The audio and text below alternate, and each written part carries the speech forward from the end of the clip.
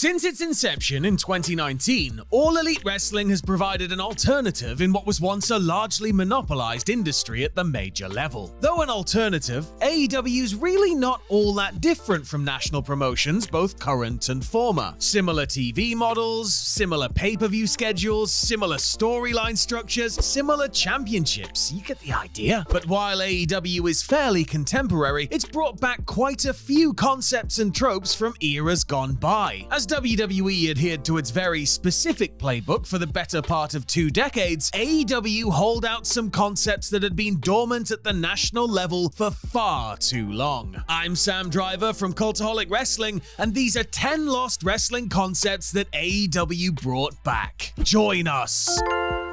Number 10. Time limits. Here's a pretty basic concept that even WWE utilized from time to time that can enhance the drama of a match. An unnegotiable running clock. Whether it's 20 minutes, 30 minutes, even longer, or the scant 5 minutes needed to beat Max Caster, the best wrestler alive, you can imbue genuine drama to a match that the crowd are already invested in. Case in point, from the time AEW reinstituted time limits, Justin Roberts' low-key utterances of 5 minutes remain or 1 minute remains have added a sense of urgency. Of course, some fans see the time notices as, "Ah man, we're about to get a draw, aren't we?" But that's where a brilliant finish can subvert expectations. Like the time MJF screwed over Will Ospreay with 2 seconds remaining on the 1-hour time limit. Fans were lulled into the likely draw, only for MJF to pull the rug out from under them. Done right, the time-honored time limit is a useful plot device. Hey, speaking of MJF, Number 9. Championship rings.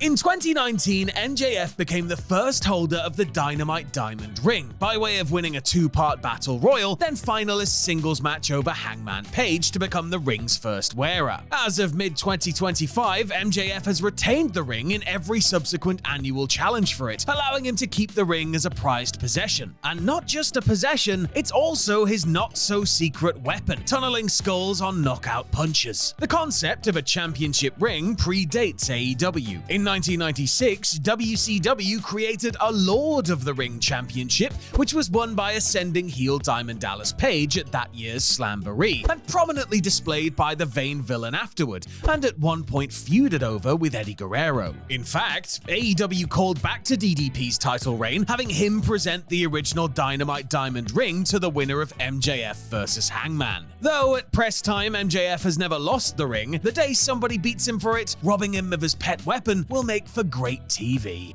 Number 8. Matches for cash prizes. Pro wrestlers are prize fighters by trade. They compete to win championships, which in turn earn them bigger money as they wrestle in higher spots on the card. It would make sense that wrestlers would be driven by financial incentives, even if they didn't involve championship gold. Sure, they could compete for bounties, like when Brian Keith tried to take Will Ospreay out on behalf of Don Callis, bounties being another wrestling staple, shout out to Harley Race, or they could just win the money in a stipulated bout. AEW has held matches like the $100,000 four-way match or the $300,000 Trios Battle Royal, which harken back to a time in wrestling where cash prizes were a little more commonplace. In the old San Francisco territory, the annual Battle Royal that attracted stars from outside the region was held for a kayfabed 5-figure prize, giving it some stakes. And at one Great American Bash, Dusty Rhodes and Tully Blanchard warred in a $100,000 barbed wire ladder match. Seriously. Point being, prize fighters fight for prizes, and money is a greater prize, especially when it's coming out of Generation Me's old EVP salary. Number 7. The ring-connected entrance ramp.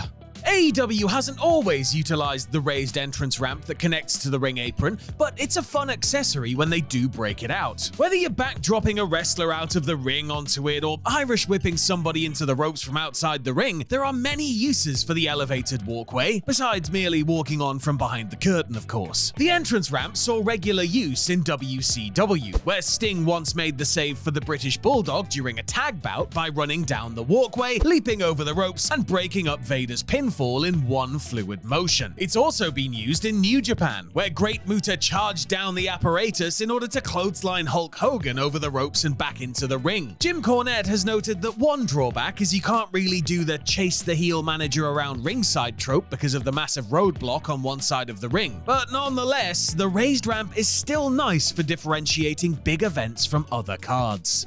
Number 6. Rankings.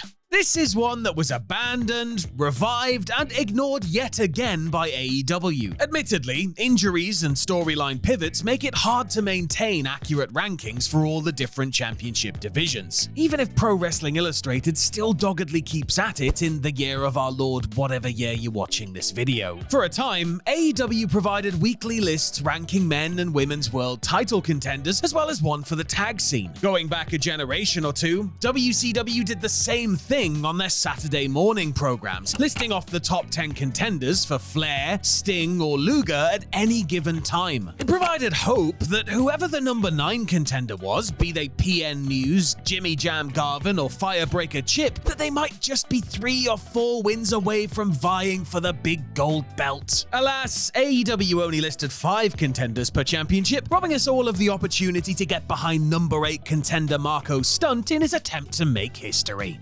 Number 5. 6-man titles. Today, we more commonly refer to them as trios titles, as AEW and other promotions make use of the triplicate gold. And it makes sense for AEW, seeing how stable-centric they've been between the Elite, House of Black, the Bang Bang Gang, and the Death Riders for there to be belts that reward factional warfare. Of course, since it's on this list, we know that trios gold didn't begin in the land of the Elite. 6-man and trios belts were all the rage in the 1980s, popularized stateside by World Class in Dallas. This allowed the unending Von Erichs vs. Freebirds matches to have something to fight over besides regional pride. Promotions in Mexico like CMLL, UWA, and others also made good use of trios gold, while WCW debuted 6-man belts for a brief period in 1991, which were also held by the Freebirds. While AEW has sometimes seemingly iced or downplayed their version of the belts, it's still nice to have gold that their many factions, all 47 of them, can compete for. Number 4. International partnerships.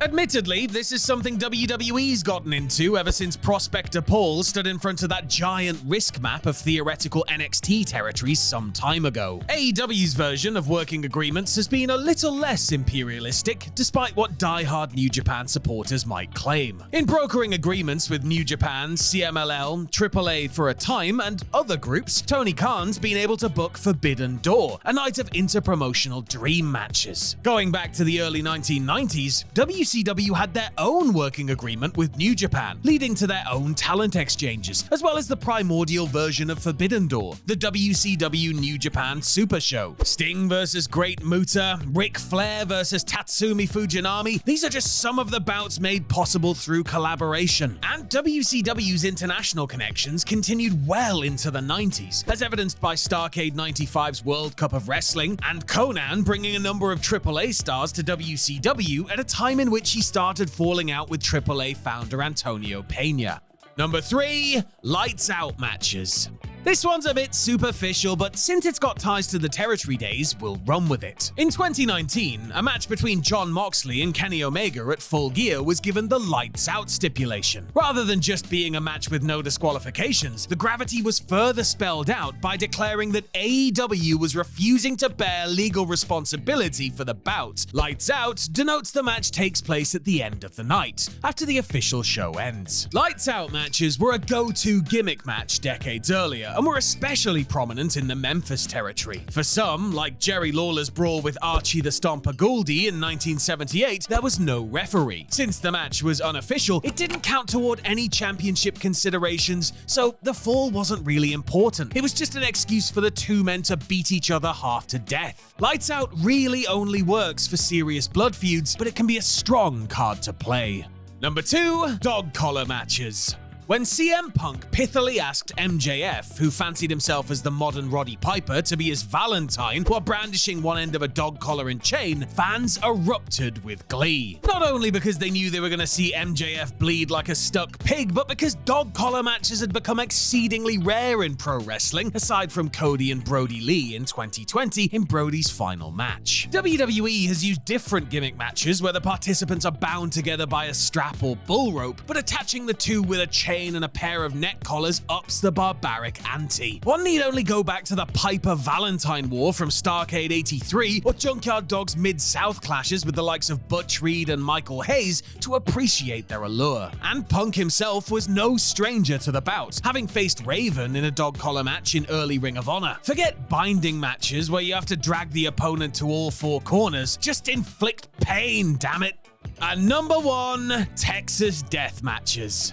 Forget last man or last woman standing matches, that's mere child's play. Simply knocking your opponent down for a potential 10 count is about as elementary as it gets. WWE's sanitized take on Until One Remains Standing felt like a blow-off match until AEW unearthed Texas Death Matches, and then filled them with enough spice to make them a much worthier feud ender. It must be said, but Texas Death Matches of yore had a bit of an odd rule. You had to pin your opponent, and then they had to answer a 10 count, as evidenced by Vader vs. Cactus Jack in WCW or Rey Mysterio vs. Psychosis in ECW. AEW got rid of the pinfall part and just turned it into a hybrid last man standing / submission match, turning Texas Death into the ultimate test of guts. Knocking your opponent completely out or forcing them to quit led to a pair of unforgettably brutal Hangman Page vs. Jon Moxley bouts. As such, Texas Death Matches are among the finest wrestling concepts AEW has brought back into popular use with their own little twist.